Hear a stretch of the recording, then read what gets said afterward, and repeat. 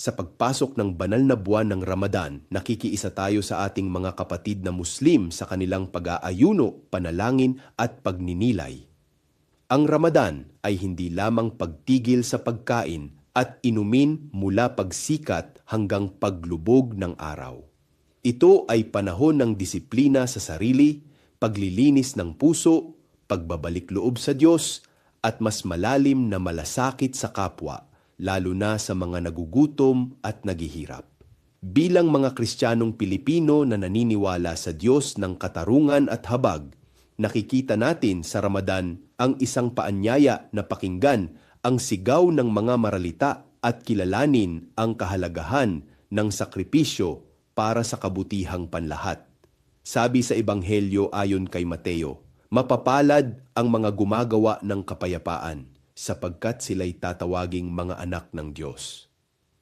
Sa isang mundong hinahati ng galit, maling akala at diskriminasyon, ang pakikiisa sa Ramadan ay isang malinaw na paninindigan.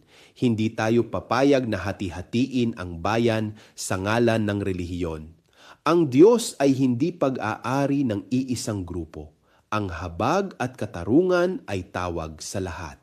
Sa panahong ito ng pag-aayuno ng ating mga kapatid na Muslim, manalangin tayo para sa kapayapaan sa Mindanao, sa gitnang silangan at sa buong mundo.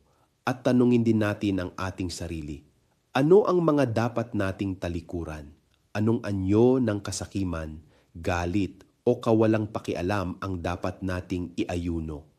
Ang tunay na pananampalataya, anuman ang relihiyon, ay nasusukat sa pag-ibig, katarungan at malasakit. Nakikiisa tayo, nirerespeto natin. Ipinagtatanggol natin ang dangal ng bawat pananampalataya. Ramadan Mubarak sa ating mga kapatid na Muslim.